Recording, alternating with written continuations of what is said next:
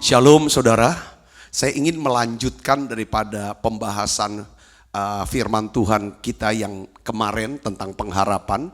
Dan hari ini saya ingin beri judul daripada khotbah saya adalah pengharapan dan pembaruan pikiran. Karena memang yang namanya kalau kita menaruh pengharapan kepada Tuhan Yesus dalam hal ini saudaraku, memang pengharapan itu tidak bisa lepas. Berharap tuh di sini. Saudara, pengharapan di sini. Ya saudara, iman ada di sini. Saudara, nah ini yang kemarin kita sudah bahas. Nah oleh karena itu, saya ingin ulang lagi ayatnya. Ya, Ibrani 6 ayat 19 sampai ayat 20. Mari kita akan baca sama-sama.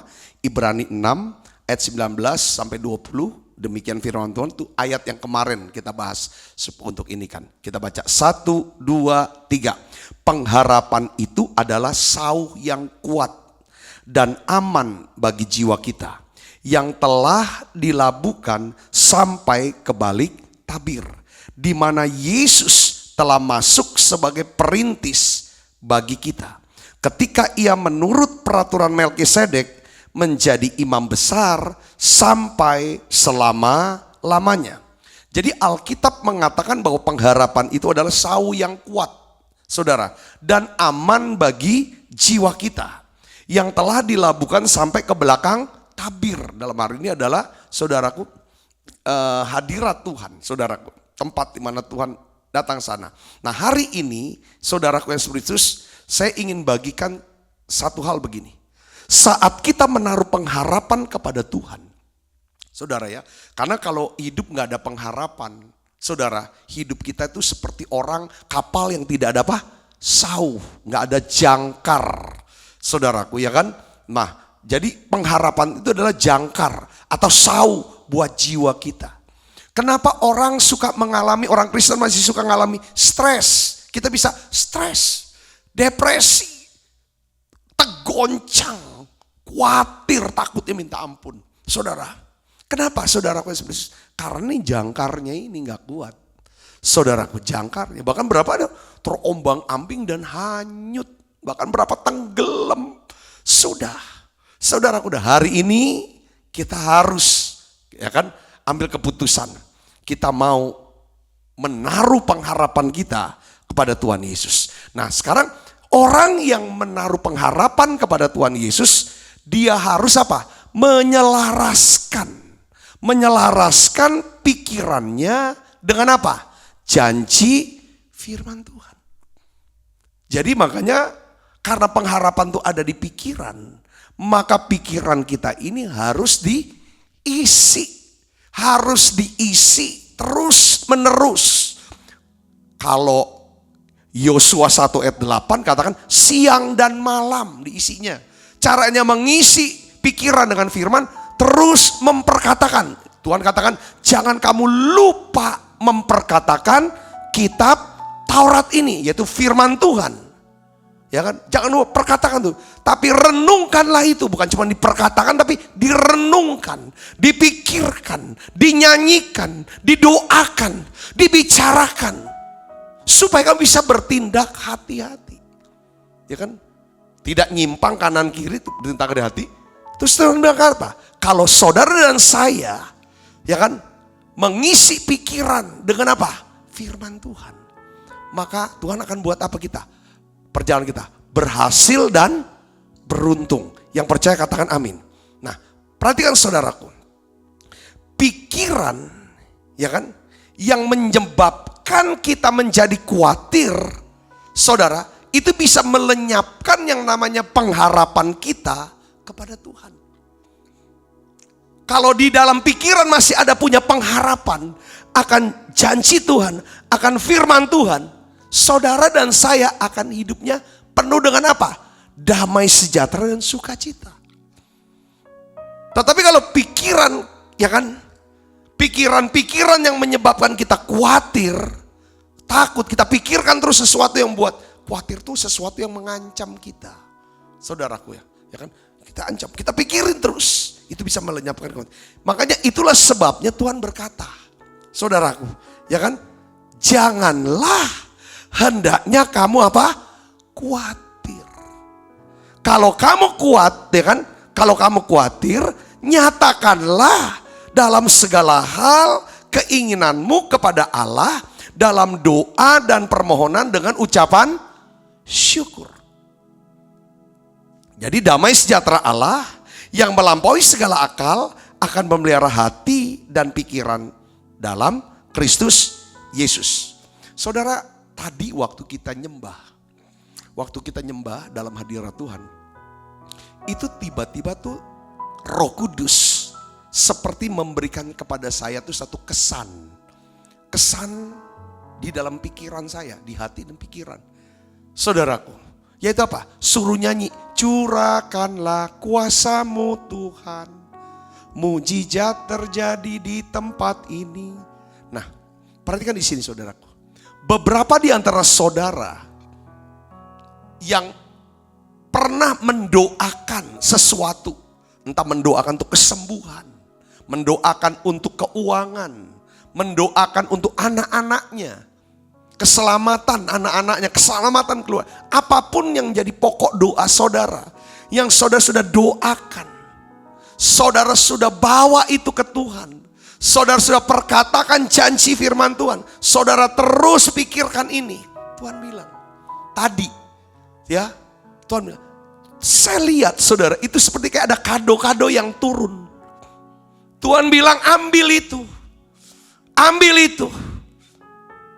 Ini yang di dalam alam roh itu saudaraku. Ini yang membuat mujizat atau berkat yang tidak kita duga itu mendatangi kita. Nah ini saudara hasil daripada apa? Pengharapan dalam pikiran. Pengharapan dalam pikiran. Yang ngerti katakan amin. Oleh karena itu saudaraku, saya tuh tadi dapat iya. Setiap orang yang pegang, berharap sama Tuhan, menaruh pengharapan sama Tuhan, di dalam pikirannya penuh dengan sukacita dan damai sejahtera. Tuhan bilang, jangan ambil itu. Saya tahu, saya percaya banyak mujizat kesembuhan terjadi. Banyak jalan-jalan yang terbuka. Saudara yang bilang, kayaknya semuanya sudah tertutup Pak Sabta. Tadi waktu kita doa saudaraku, itu saudara yang percaya, saudara yang meminta, saudara yang ambil dan bersyukur sama Tuhan. Saudara akan dapatkan jalan itu. Peninggian, promosi, sesuatu yang saudara tidak duga. Saudaraku, ini kok langsung terjadi gitu. Wow, haleluya. Nah kita bersyukur sama Tuhan. Ku bersyukur Bapa. Kita nyanyi lagu ini. Ku bersyukur Tuhan buat kasih setiamu di dalam hidupku. Ku bersyukur, yes. Ku bersyukur Bapa. Ku bersyukur Tuhan buat kasih setiamu di dalam hidupku. Ku bersyukur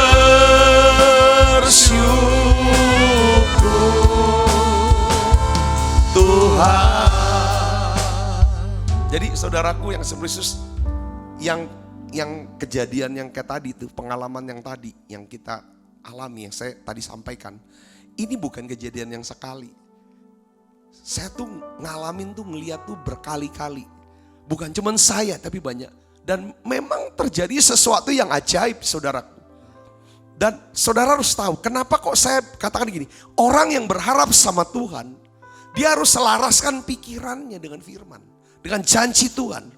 Kenapa? Karena Tuhan hanya bisa bekerja menurut apa? Firman-Nya. Yang ngerti katakan namanya saudara. Kalau ada firman di situ, di dalam pikiran saudara, dalam hati saudara, disitulah dia akan kerja. Saudara, kekhawatiran adalah memikirkan sesuatu yang bertentangan dengan janji Tuhan. Kita pikirkan, kita omongin terus sesuatu yang mengancam hidup kita. Sehingga membuat kita jadi takut. Nah, Tuhan tidak bisa bekerja di dalam pikiran. Makanya saudaraku, orang yang berharap adalah orang yang tahu kapan seharusnya dia berdoa.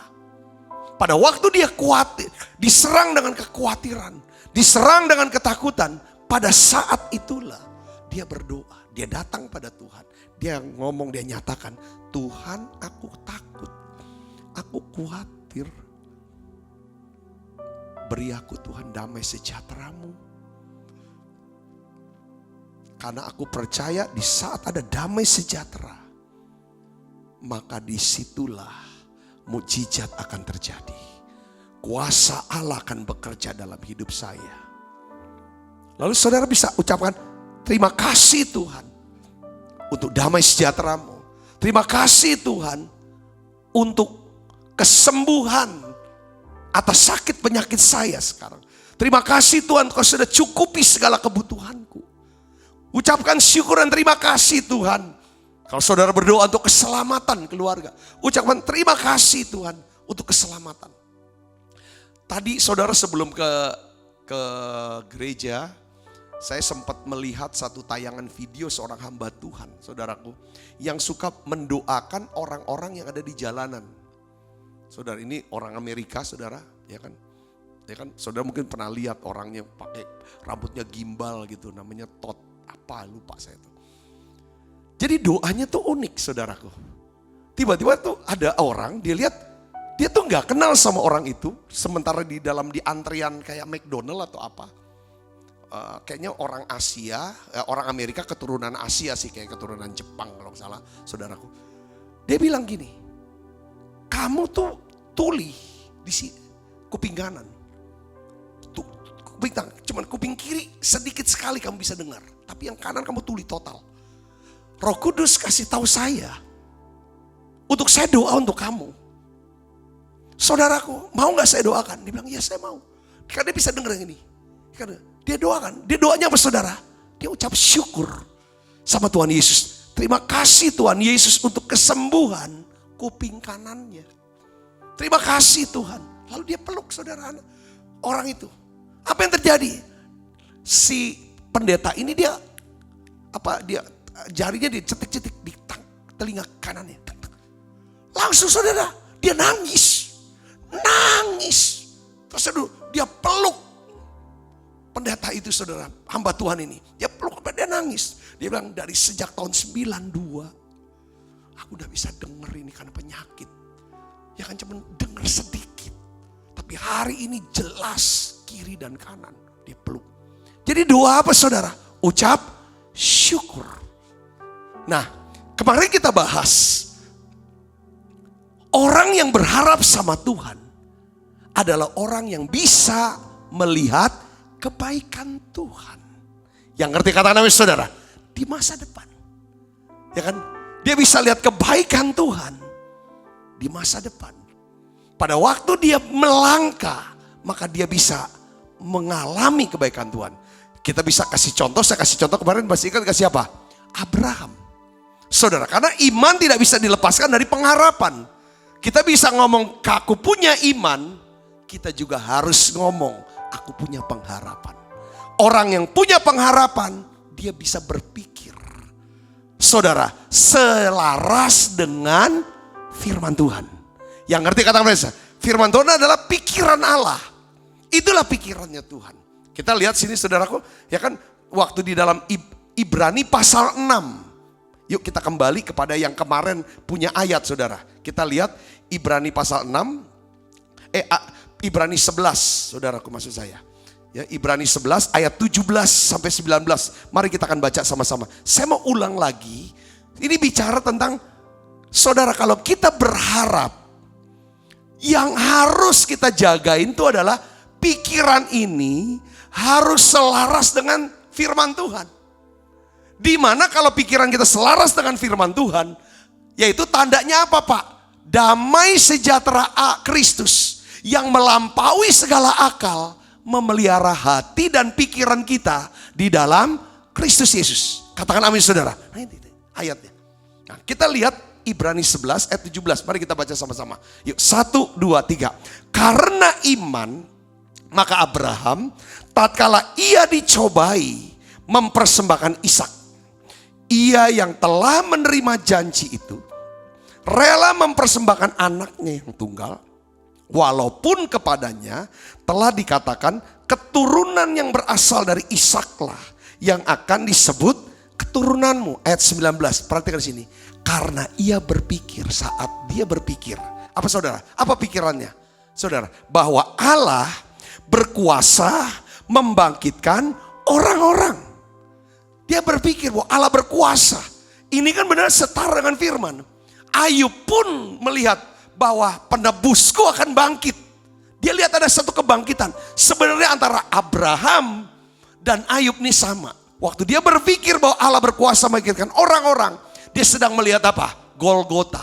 Sedang melihat karya salib Yesus. Ya kan? Yesus yang mati di salib, dikuburkan. Yesus dibangkitkan pada hari ketiga. Yang percaya, inilah pengharapan kita. Yang mengerti, katakan amin saudara. Ada kebangkitan. Pengharapan yang tertinggi adalah pengharapan. Di mana kita bisa percaya, kita bisa berpikir bahwa Allah berkuasa untuk membangkitkan orang-orang.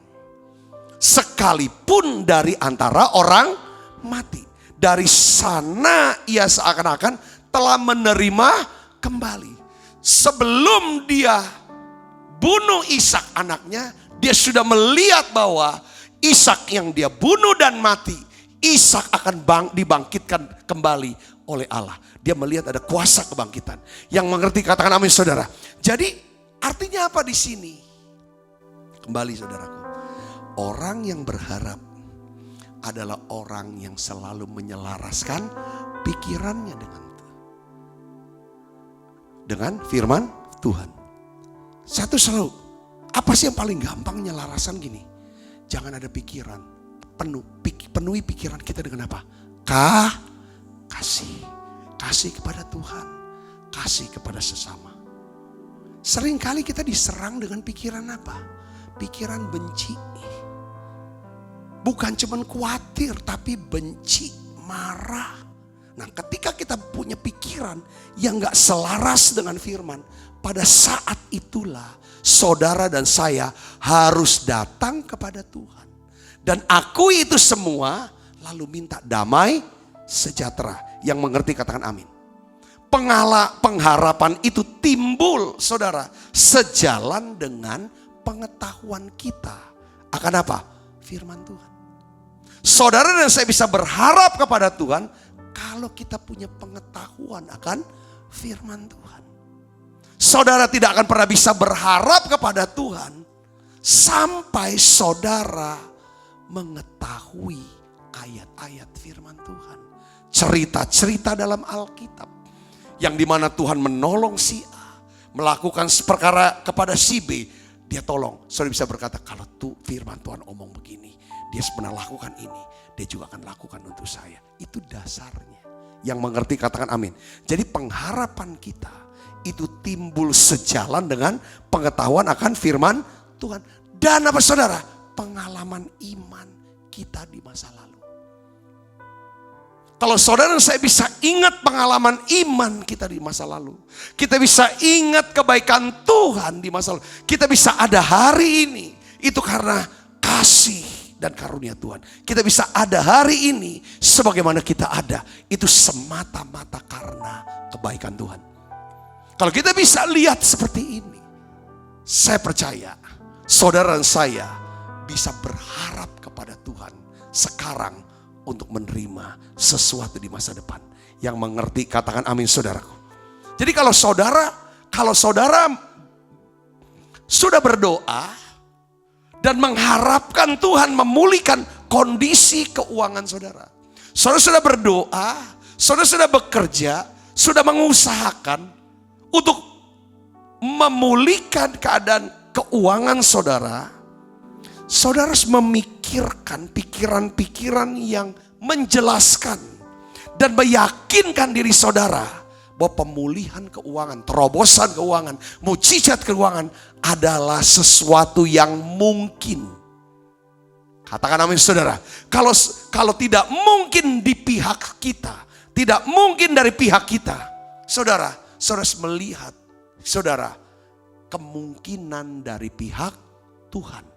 Yang ngerti katakan amin. Saudara dan saya tidak boleh memikirkan pikiran-pikiran yang menjelaskan kepada kita.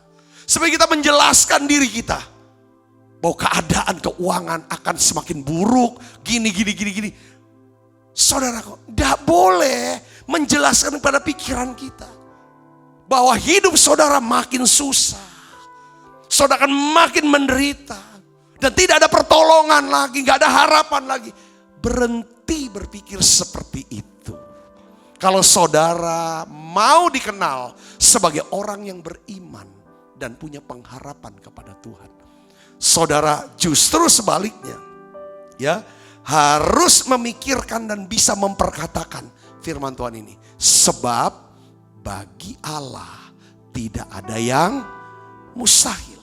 Selalu saudara katakan, kalau buat saya tidak mungkin. Karena kekuatan saya tidak ada. Kesempatan tidak ada. Jalan tidak ada. Ya kan? Kemampuan saya tidak ada. Tidak mungkin buat saya. Tapi saya akan melihat kemungkinan dari pihak Tuhan. Kalau kemungkinan dari pihak Tuhan, Dia maha besar. Dia maha kuasa. Bagi Tuhan tidak ada yang mustahil. Katakan amin saudaraku. Jadi disinilah saya tuh selalu belajar. Kalau sebelum tidur saudara ngapain? Saya coba, walaupun ya udah doa sore. Udah doa, mau tidur. Kalau mau tidur selalu saya ngomong terus. Ngomong sama Tuhan. Saya ngomong sama diri tentang firman. Masukin firman yang saya ingat. Sabta, ya, kamu ini hamba Tuhan. Kamu disayang Tuhan. Kamu dikasih Tuhan. Dikasih banyak orang. Tuhan akan pakai kamu. Gini. Terus setelah itu naik. Kalau saudara lihat, pikiran kita ini akan mempengaruhi apa? Perasaan kita. Kalau saudara untuk bisa isi pikiran isi dengan apa? Kata-kata. Kalau pikiran saudara diisi dengan kata-kata yang membuat saudara tenang, damai, sukacita, maka perasaan akan tenang. Kalau perasaan tenang, tubuh rileks, tidur. Katakan amin saudaraku. Itu harus. Jadi kalau kita diam, ya sementara kita baring belum bisa tidur, kita diam, tidak mengucapkan kata-kata renungan dalam hati kita. Kita nggak ngomong kepada diri kita, maka ada suara lain yang bisa ngomong. Ini yang membuat kita jadi nggak bisa tidur. Khawatir makin khawatir. Cemas makin cemas, takut makin takut, marah makin benci jadi pahit. Itu yang terjadi saudaraku. Karena apa tuh? Ini pikiran, tempat apa? Pertempuran. Karena musuh iblis berusaha saudara untuk kendalikan pikiran kita lewat kata-katanya. Kalau musuh atau iblis bisa kuasai pikiran kita, sudah dia hajar perasaan kita. Dengan apa? Rasa bersalah, rasa terhukum, perasaan-perasaan semua kacau. Kalau udah perasaan yang udah semua negatif, semua perasaan negatif, emosi kita negatif, sudah daya tahan tubuh turun segala macam. Akhirnya apa? Putus asa. Banyak orang putus asa, kenapa? Karena nggak dijagain pikirannya. Saudara bisa mengerti sini, katakan amin. Nah oleh karena itu, ya kan, kita harus bisa memikirkan pikiran-pikiran yang bisa berkata begini, Tuhan tuh sanggup kok tolong aku. Tuhan tuh sanggup kok. Tuhan juga mau kok tolong aku. Walaupun aku gak lihat jalannya, tapi aku percaya Tuhan akan buka pintu-pintu mujizat bagi hidupku. Ngomongin gitu. Dan aku percaya kebaikan dan kemurahan belaka akan mengikuti aku. Karena setiap hari di mana doa, aku duduk sehidangan dengan Tuhan, makan perjamuan kudus. Saat kita makan perjamuan kudus, kita sedang sehidangan dengan Dia. Engkau mengurapi kepalaku dengan minyak. Kau menyediakan hidangan di hadapan lawan-lawan. Lawan kita iblis, lawan kita masalah-masalah hidup kita. Doa-doa yang belum terjawab, itulah saudaraku. Tapi Tuhan berikan kita apa? Minyak urapan. Tuhan berikan piala melimpah. Dan percayalah, kebaikan dan kemurahan belaka akan mengikuti saudara dan keluarga saudara. Yang percaya katakan amin. Yang percaya katakan amin. Jadi gini. Jadi saat kita diserang pikiran kita dengan kekhawatiran. Tadi Filipi pasal 4 ayat 6. Itulah saatnya kita berdoa. Doa, pujian, penyembahan, ucapan syukur harus menghasilkan apa? Damai sejahtera. Di mana ada damai sejahtera di hati dan pikiran kita, disitulah kekhawatiran dan ketakutan akan apa? Akan lenyap. Nggak mungkin dia tinggal bareng. Kenapa kok harus ada kata damai sejahtera? Di ayat yang ke-7. Damai sejahtera Allah yang melampaui segala akal akan memelihara hati dan pikiranmu dalam Kristus. Kenapa saudaraku yang gini? Yesaya pasal 26 ayat 12 itu katakan begini. Ya Tuhan, engkau akan menyediakan damai sejahtera bagi kami. Sebab segala sesuatu yang kami kerjakan, engkaulah yang melakukannya bagi kami. Artinya apa? Allah akan turut bekerja di dalam segala sesuatu yang saudara sudah doakan atau kita doakan. Yang sedang kita kerjakan, usahakan. Saudaraku yang seperti dan yang kita harapkan untuk berhasil, ya kan? Dia turut bekerja ini untuk 3 hal. Kita doakan, kita kerjakan, kita harapkan. Harap tuh orang yang berharap bukan rebahan sepanjang hari, saudara. Sambil nunggu nanti Tuhan kirim saudara makanan, enggak. Tuhan tuh pelihara burung, bukan di kandang. Burung di kandang itu mah tugas daripada pemilik burung itu. Tapi Alkitab katakan Tuhan hanya beri makan dan pelihara burung-burung yang ada di udara. Saudara bisa mengerti sini, katakan amin saudara. Jadi burung harus ada di habitatnya. Saudaraku, harus kerja, dia terbang. Nah saudara dan saya, doa, kerjakan, kerja. Dan harap sambil kerja, harapkan untuk sukses. Harapkan saudara akan dipromosi. Harapkan saudara itu berhasil. Yang mengerti, berharapkan saudara itu beruntung. Seperti saya, sebagai hamba Tuhan, saya mempersiapkan diri. Membaca, berdoa, mempersiapkan khotbah, berkhotbah, masuk menara doa, melayani saudara. Saya doa, saya kerjakan ini, saya juga berharap. Harapnya apa? Pada waktu saya berdoa untuk orang sakit, orang-orang yang sakit, saudara yang sakit disembuhkan. Sementara saya berkhotbah, bukan cuma saya cerita kosong khotbah ini, tapi bisa memberkati saudara, menguatkan saudara, mengubah hidup saudara. Karena apa? Kuasa firman dan Roh Kudus yang keluar dari lewat suara saya. Yang percaya katakan amin. Ini saya selalu harapkan seperti itu. Nah, dengar baik, dan itu hanya bisa berhasil doa kita, kerjaan kita, harapan kita jadi kenyataan hanya apabila saudara dan saya punya apa? Damai sejahtera. Karena pada waktu ada damai sejahtera, apa yang kita kerjakan Tuhan yang akan melakukan. Yang mengerti katakan saudaraku. Sini. Jadi saudara, ini penting. Di masa-masa pandemi ini, di masa-masa sekarang ini, saudara, jangan buang damai sejahtera. Jangan buang sukacita. Hanya dengan melihat tontonan, mendengarkan perkataan yang bisa menguras sukacita, yang bisa menguras damai sejahtera. Ngumpul sama orang yang hanya bisa menimbulkan kekecewaan dan ketakutan, kekhawatiran saja. Makanya saudaraku, ya kan? Sebab aku percaya aku akan melihat kebaikan Tuhan di negeri orang-orang hidup. Orang hidup, hidup rohaninya, yang punya pengharapan. Saudaraku, bukan kita harus, kalau saudara ngumpul dengan orang yang tidak hidup, itu orang yang tidak punya pengharapan, ngomongin negatif terus, ngomongin jelek terus, yang membuat hilang damai. Kata kuncinya sekarang adalah pada saat saudara punya damai sejahtera, Saya punya damai sejahtera. Damai sejahtera inilah, damai sejahtera Kristus inilah memberikan kita keyakinan yang kuat. Akan apa? Keselamatan dari Tuhan. Kata keselamatan ini saudaraku mengandung arti apa? Diluputkan, dibentengi, dilindungi, dipelihara, diberkati. Yang ngerti katakan amin. Di dalam nama Tuhan Yesus. Damai sejahtera ini yang memberikan kita apa? Keberanian, keyakinan bahwa kita pasti ditolong Tuhan. Keyakinan kita pasti diselamatkan Tuhan.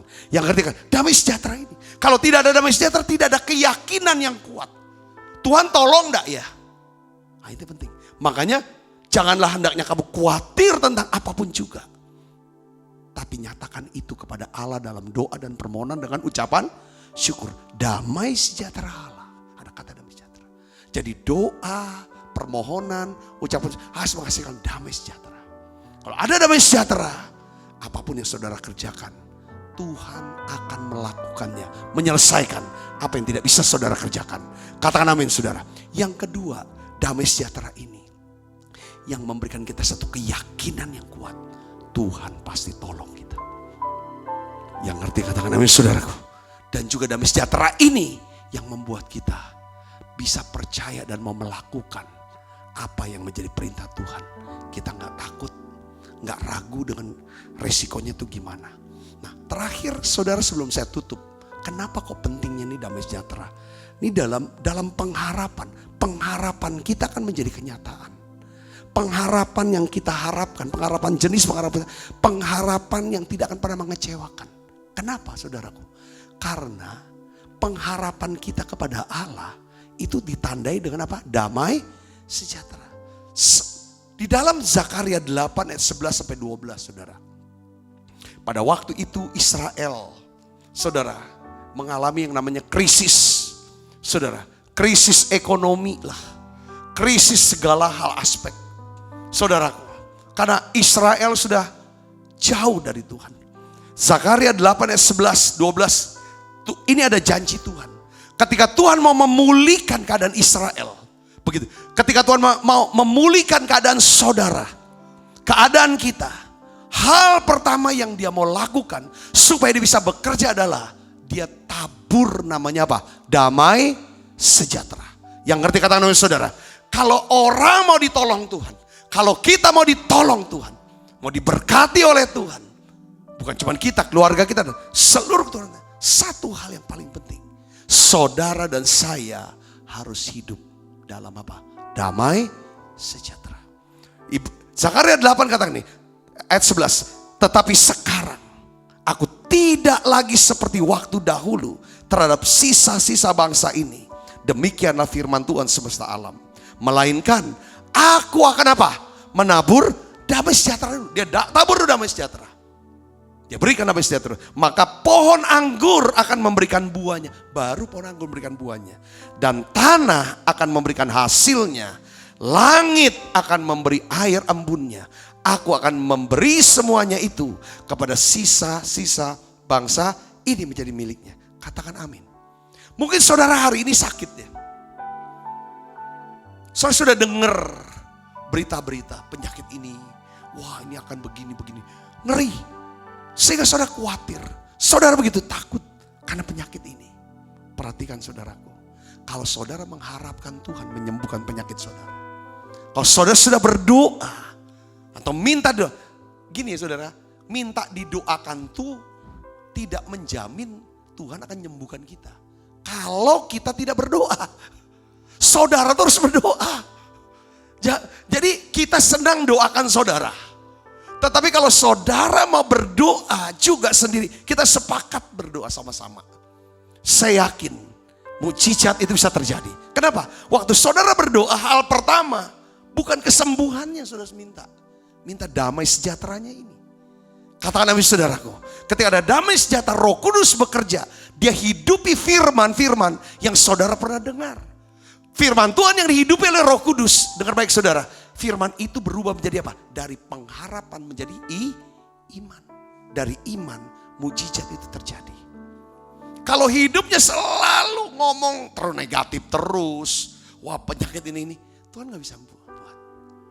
Kalau saudara berharap sama Tuhan, berdoa untuk Tuhan sembuhkan penyakit saudara, saudara harus memikirkan pikiran-pikiran yang menjelaskan dan meyakinkan saudara bahwa oleh bilur Yesus saudara telah disembuhkan.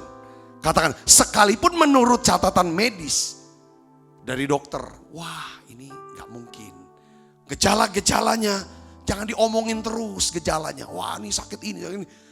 Boleh diakui, ngomong sama Tuhan. Tuhan aku sakit ini. Tolong berikan kekuatan. Jangan semua orang diceritakan. Sampai seperti orang yang putus asa. Kalau omongan mengungkapkan terus rasa sakitnya, itu akan mencuri damai sejahtera. Sebaiknya saudara tidak omongkan. Saya berdoa khotbah ini menguatkan saudara, membekali saudara. Itu bagaimana orang yang berharap. Orang yang berharap pertama dia bisa melihat kebaikan Tuhan. Orang yang berharap dia selalu menyelaraskan pikirannya dengan apa? Firman Tuhan. Yang ditandai dengan apa? Damai sejahtera. Ketika saudara pelihara damai sejahtera, pada waktunya Tuhan, pengharapan saudara akan menjadi kenyataan. Firman-Nya akan digenapi. Doa saudara akan dijawab. Usaha pekerjaan yang saudara usahakan lewat doa, pekerjaan, harapan, itu akan menjadi kenyataan. Saya akan terus berdoa, terus mendukung saudara karena saya mengasihi saudara. Tuhan Yesus memberkati.